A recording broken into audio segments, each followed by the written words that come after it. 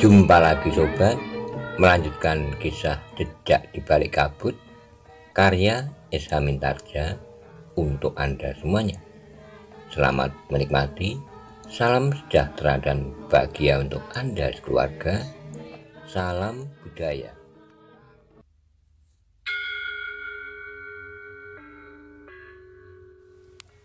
Pada episode sebelumnya dikisahkan, Ki Martobrewo, Wijang dan Paksi telah memasuki kota Raja Pajang. Kemudian Wijang lebih dahulu masuk istana, sedangkan Paksi dan Ki Martobrewo duduk-duduk di tepi alun-alun untuk menunggu tengah malam sebelum Paksi pulang ke rumahnya. Bagaimana kisah selanjutnya? Simak bersama-sama.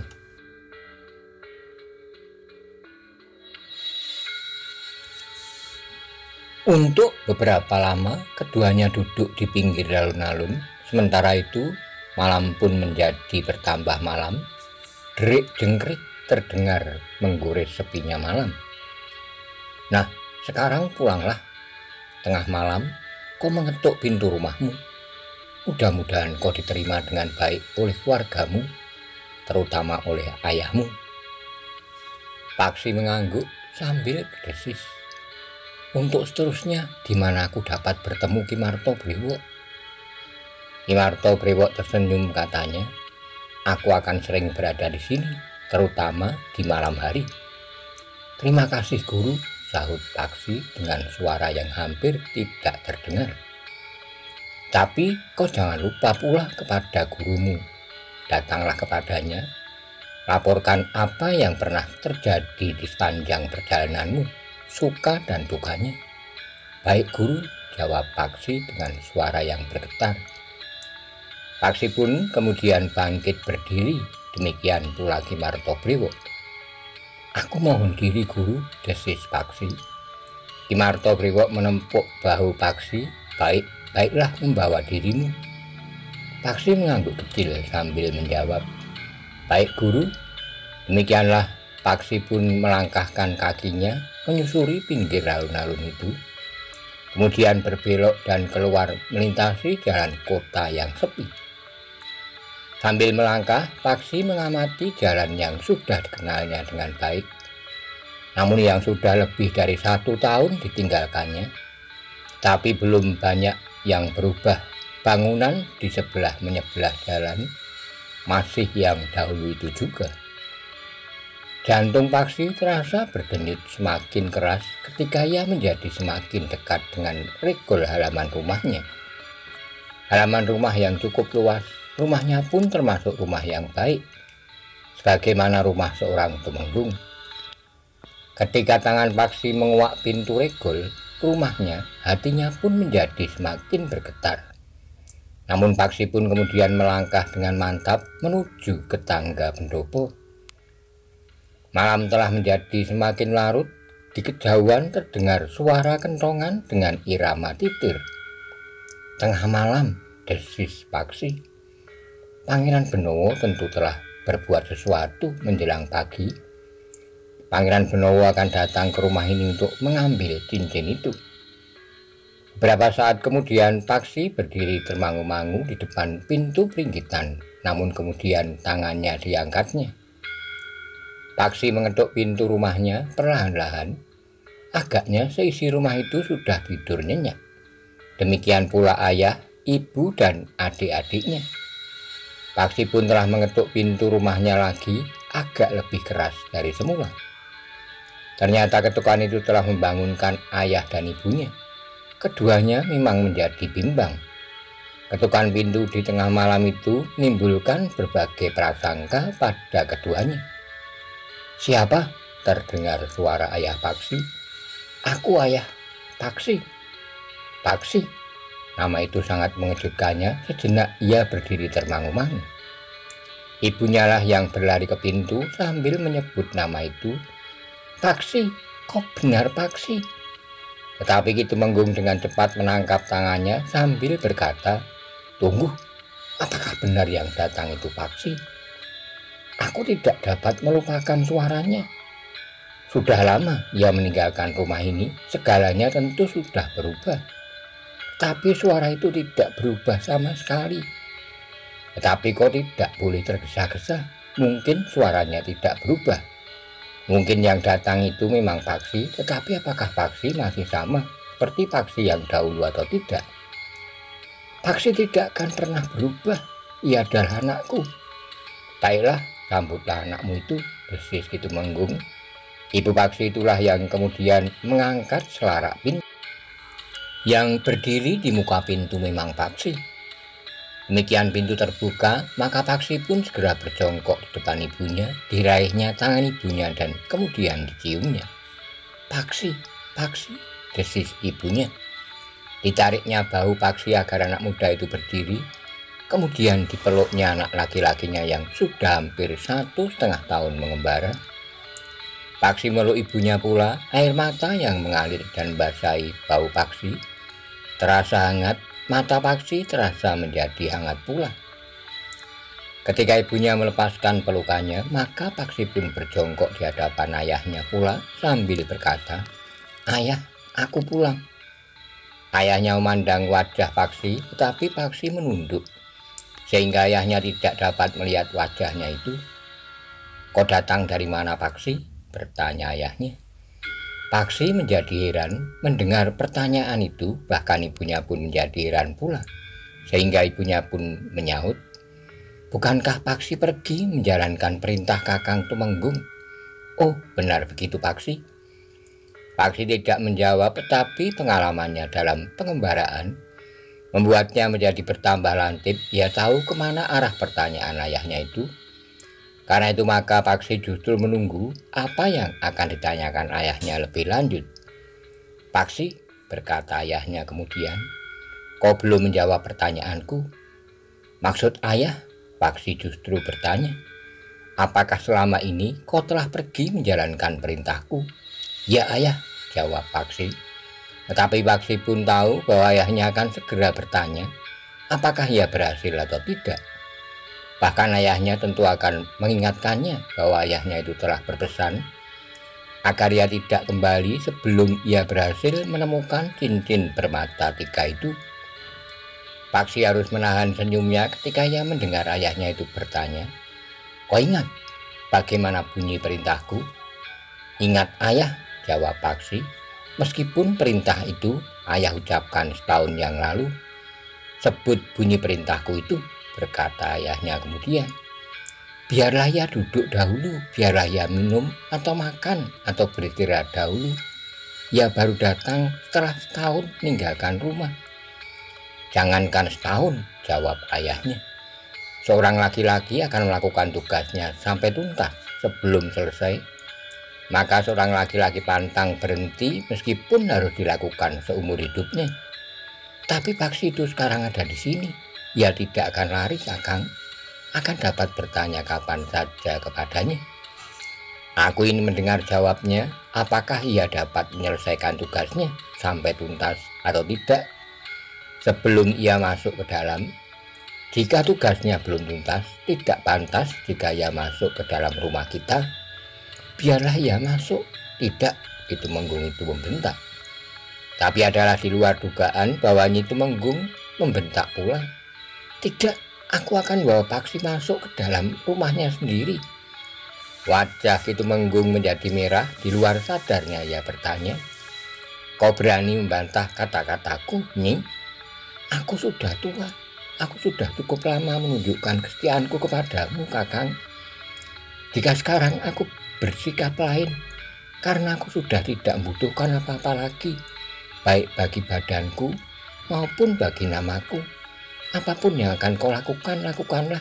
Jika kau ingin menghinaku, aku lakukanlah." Jantung Paksi menjadi berdebar-debar, tetapi ia tidak sempat memikirkannya. Ibunya telah menariknya dan membawanya masuk ke ruang dalam. Kitumenggung menggertakkan giginya, tapi ia tidak mencegah ketika kemudian Kitumenggung membimbing Paksi masuk ke ruang dalam. Jenak kemudian Paksi pun telah duduk di ruang dalam. Dengan lembut ibunya berkata, "Duduklah Paksi, Aku akan membuat minuman bagimu. Paksi tidak menjawab, tapi dipandanginya ayahnya yang berdiri dengan wajah yang tegang.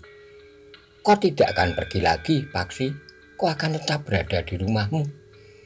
Paksi masih tidak menjawab, sementara itu ibunya pun beranjak dari tempatnya untuk pergi ke dapur, namun ia sempat berkata, biarlah ia beristirahat dahulu, Kakang. Jangan kau usik anak itu dengan segala macam pertanyaan yang dapat mengganggu ketenangannya. Paksi mendengarkan perselisihan itu dengan jantung yang berdebaran. Setelah melakukan pengembaraan lebih dari setahun, panggraitonya menjadi semakin tajam. Karena itu pembicaraan ayah dan ibunya yang keras itu telah menimbulkan berbagai tanggapan dalam hatinya. Namun ayahnya benar-benar tidak mengganggunya. Bahkan kemudian ayahnya itu masuk ke dalam biliknya tanpa menutup pintu rumahnya. Karena itu, maka Paksi pun kemudian bangkit berdiri untuk menutup pintu yang terbuka itu. Di dapur, ibunya telah membangunkan seorang pembantunya untuk menyiapkan minum dan makan bagi Paksi. Hangatkan sayurnya, berkata ibu Paksi itu. Anak itu tentu kedinginan dalam perjalanan yang panjang. Dalam pada itu, ibu Paksi pun segera masuk ke ruang dalam. Dilihatnya Paksi yang sedang menutup dan menyelarak pintu rumahnya. Duduk sajalah Paksi, berkata ibunya. Kau tentu letih, sebaiknya kau beristirahat. Mungkin kau ingin mandi atau berbenah diri. Paksi merasakan kesejukan kasih seorang ibu yang membayangkan betapa seorang ibu telah siap berkorban. Meskipun anaknya sudah mengusirnya, agaknya ibunya juga akan bersedia berkorban bagaimana ibu Wicitro. Tapi Paksi harus merenungi sikap ayahnya. Pembicaraan ayah dan ibunya yang pendek itu cukup keras. Tapi Paksi pun harus menepati waktu bagaimana dibicarakannya dengan Pangeran Benowo. Karena itu sebelum Pangeran Benowo datang, cincin itu harus sudah berada di tangan ayahnya. Kemana saja kau selama ini, Paksi? Aku sangat rindu kepadamu. Paksi mencoba untuk tersenyum. Ia tidak ingin membuat perasaan ibunya semakin pedih. Karena itu maka wajah Paksi itu justru nampak gembira, katanya. Satu pengalaman yang menarik, Ibu. Aku telah melihat daerah yang luas sekali. Apakah kau tidak mengalami peristiwa-peristiwa buruk di perjalanan? Tidak, Ibu. Jika sekali-kali kakiku terantuk batu, bukankah itu wajar sekali? Ibunya menarik napas panjang. Ia mengerti bahwa Paksi ingin menenteramkan hatinya. Namun ibunya terkejut ketika Paksi itu pun bertanya, di mana ayah? Ibunya mengerutkan dahinya. Ia tahu bahwa suaminya berada dalam biliknya. Bahkan Kitumenggung itu tentu mendengar pertanyaan Paksi. Bukankah ayahmu berada dalam biliknya? Aku ingin berbicara dengan ayah. Bukankah dapat kau lakukan besok pagi? Beristirahatlah, makanlah, atau jika sebelumnya kau akan mandi dahulu, kemudian berganti pakaian. Pakaianmu nampak lusuh dan kotor. Berapa bulan kau tidak berganti pakaian? Paksi tertawa, katanya. Aku selalu mencucinya, Ibu. Aku sengaja tidak menyediakan ganti pakaian. Setiap kali aku mencuci di sungai, maka aku pun ikut berjemur sampai pakaian itu kering.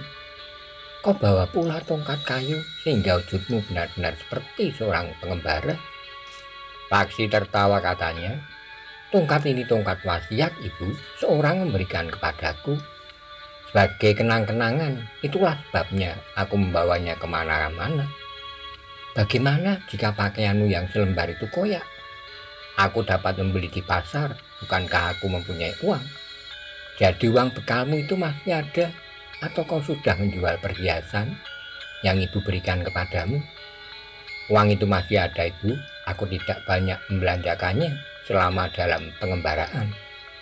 Bagaimana kau makan sehari-hari? Wajah Paksi nampak cerah. Ia teringat kepada kebunnya di lereng Gunung Merapi. Sambil tertawa Paksi berkata, aku sempat berkebun di tanah yang subur, Ibu. Tanah siapa? Tanah tanpa pemilik. Aku membuka tanah di pinggir sebuah hutan.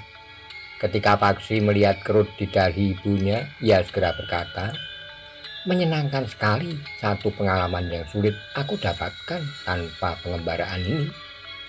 Ibunya mengangguk-angguk, namun karena ia melihat wajah Paksi yang cerah, maka hatinya pun menjadi terang pula.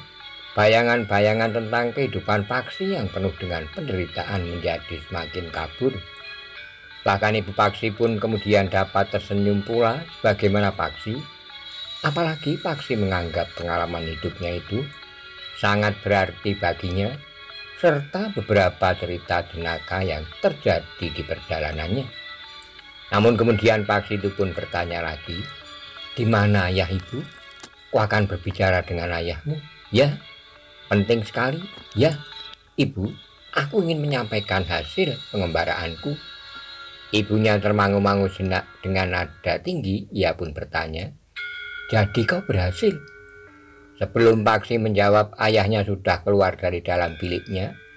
Ia memang mendengar pembicaraan Paksi dan ibunya. Dengan tergesa-gesa ia pun bertanya, "Jadi kau berhasil, Paksi?"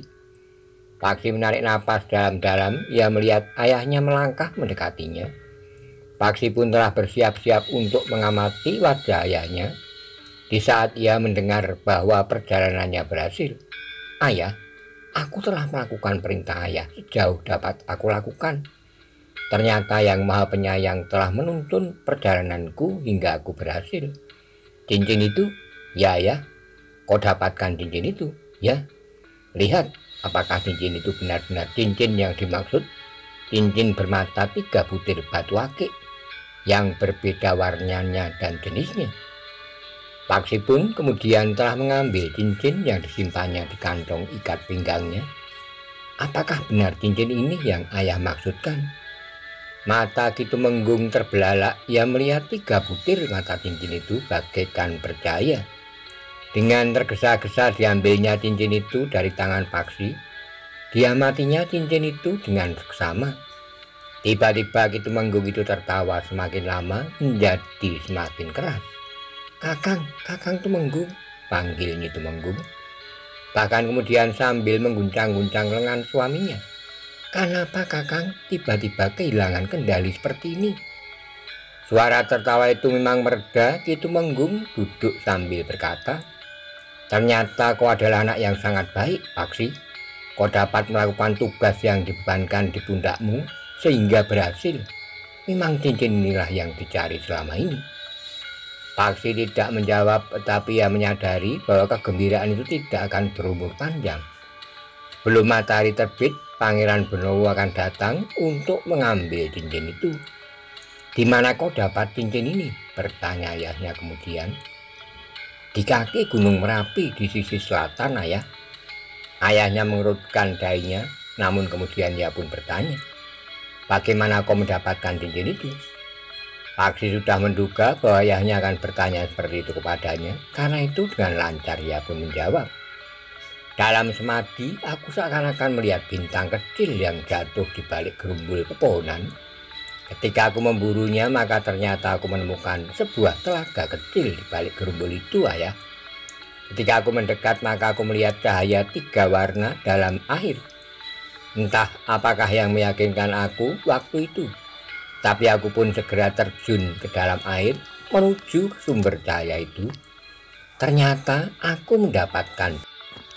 "Paksi," berkata ayahnya, "aku tahu bahwa banyak orang yang mencari cincin ini.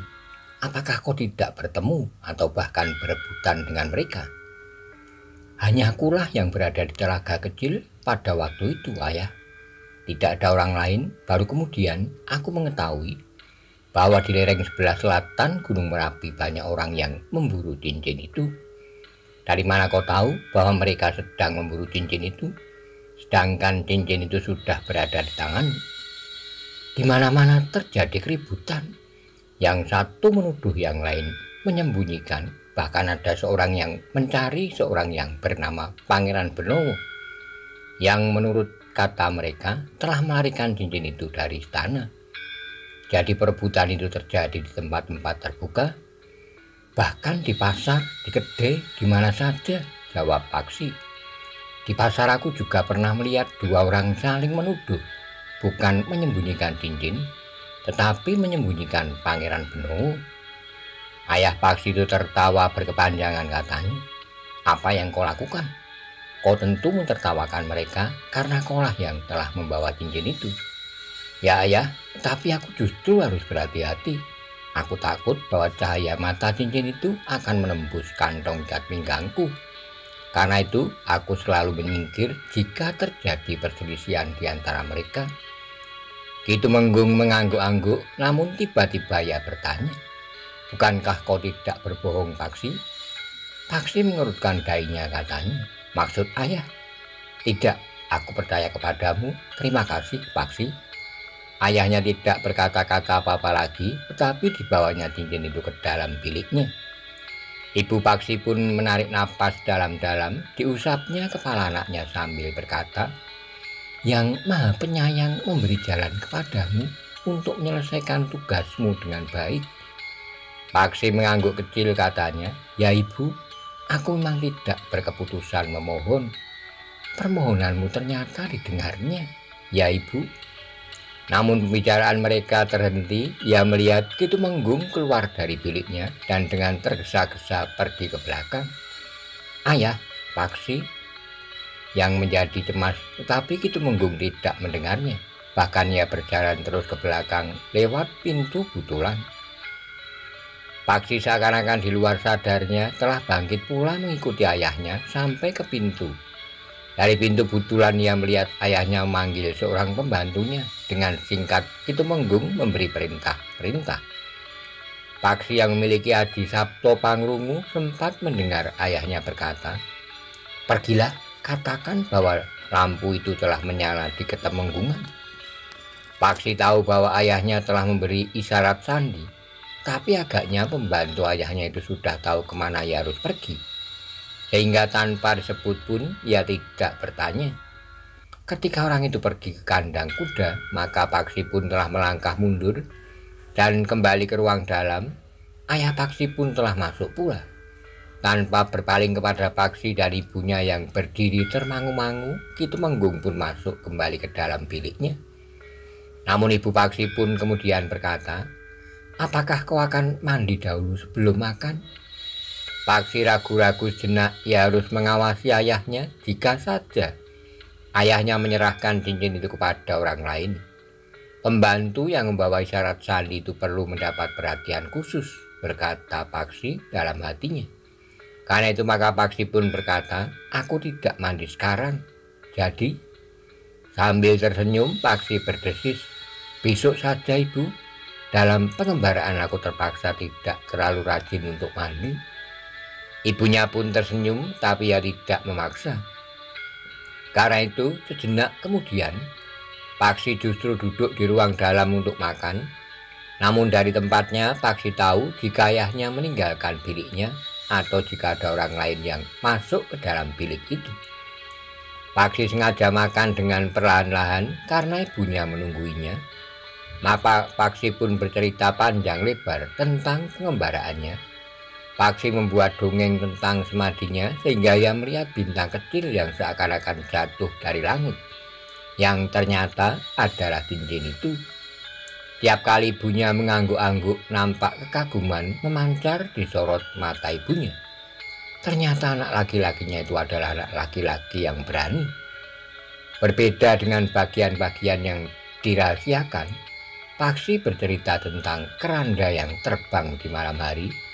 Seluruh Kademangan menjadi ketakutan, namun akhirnya Paksi dapat membongkar rahasia keranda terbang itu. Oh, kau tidak menjadi ketakutan melihat keranda terbang itu, Paksi? Tentu tidak, Ibu. Sejak semula aku sudah tidak percaya bahwa ada keranda yang dapat terbang. Oh, orang-orang Kademangan itu tentu berterima kasih kepadamu. Aku memang menjadi pahlawan, Ibu. Ibunya tertawa. Cerita itu menjadi sangat menarik. Sementara itu kedua adik Paksi pun telah terbangun pula. Mereka pun kemudian ikut duduk di ruang dalam menunggui Paksi yang sedang makan. Ternyata keduanya juga senang mendengarkan dongeng yang dibuat oleh Paksi. Bahkan keduanya tertawa tergelak-gelak ketika Paksi bercerita pula pada mereka tentang keranda yang terbang itu. Kedatangan Paksi membuat kedua adiknya itu bergembira. Selama Paksi pergi, berganti-ganti mereka bertanya, kenapa Paksi tidak segera pulang? Karena itu mereka merasa benar-benar gembira ketika Paksi berada di rumah lagi. Bukankah Kakang tidak akan pergi lagi? Bertanya adik perempuan Paksi. Tidak, ibunya yang menjawab. Ayah tidak merintahkan Kakang untuk mencari cincin itu lagi. Ah, jangan berbicara tentang cincin itu, desis ibunya, yang mengetahui bahwa cincin itu adalah benda yang menjadi bahan rebutan banyak pihak. Adik laki-laki Paksi pun berdesis, kami bukan kanak-kanak lagi, Ibu. Kami tahu bahwa kami tidak boleh berbicara tentang cincin itu di sembarang tempat. Tetapi bukankah di sini tidak ada orang lain? Paksi tertawa, adiknya memang sudah nampak remaja.